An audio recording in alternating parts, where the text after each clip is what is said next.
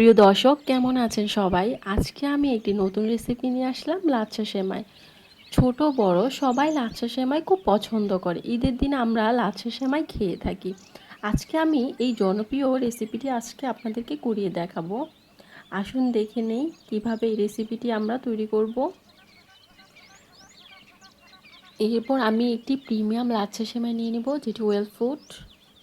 এরপর এখানে 1 কেজি পরিমাণ দুধ নিয়ে নিব। প্যাকেটটি ছিঁড়ে আমি পাতিলে ঢেলে নিব। এরপর একটু হালকা গরম হয়ে আসলে আমি চিনি দিয়ে দিব মেজারমেন্ট কাপের মাধ্যমে। এখানে আমি 2 কাপ চিনি দিয়ে দিব।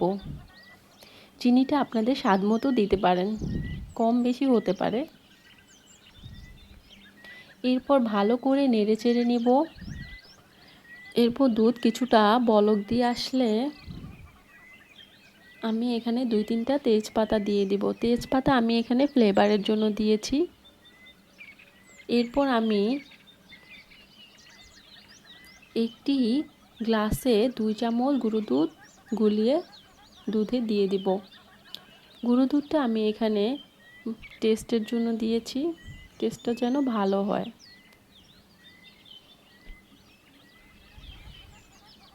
এরপর আমি এখানে অল্প পরিমাণে লবণ দিয়ে দিয়েছি। এরপর ভালো করে নেড়েচেড়ে নিতে হবে। এরপর দুধ ভালোভাবে বলক দিয়ে আসলে আমি এখানে 1 চামচ ঘি দিয়ে দিব। ঘিটা আমি এখানে ফ্লেভারের জন্য দিয়েছি।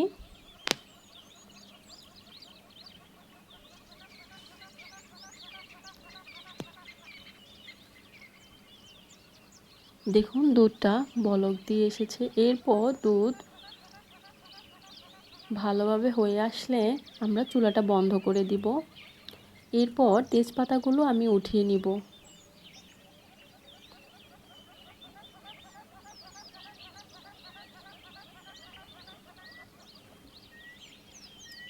এরপর দুধটা ঠান্ডা করার জন্য রেখে দিব। এরপর লাচ্ছা সেমাইয়ের প্যাকেটটি খুলব। খুলে আমি এখানে একটি বাটিতে রেখে দিব। এই প্যাকেটে 2টো প্যাকেট থাকে।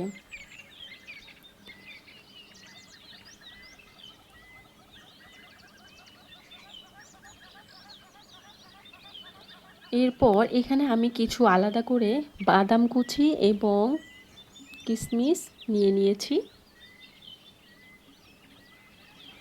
এরপর দুধটা ঠান্ডা হয়ে আসলে আমি সেমাইয়ের মধ্যে ঢেলে দিব।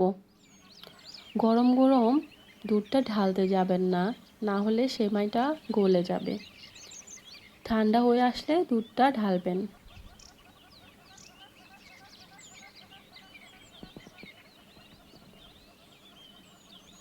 দেখুন আমি একটি চামচের মাধ্যমে একটু দেখিয়ে দিলাম।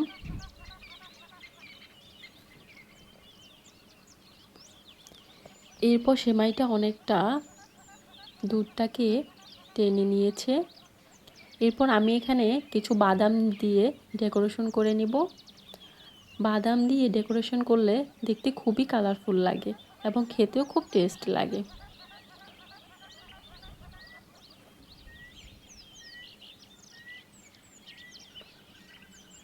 বাদামের সাথে সেমাইটা খেতে খুবই দারুণ লাগে। ঈদের দিনে লাচ্ছা সেমাই সবাই খুব পছন্দ করে। আপনারা এভাবে করে চেষ্টা করবেন অবশ্যই। কেমন হয় আমাকে জানাবেন। আজকে এখানেই সমাপ্তি। ভালো থাকবেন সবাই, সুস্থ থাকবেন। আল্লাহ হাফেজ।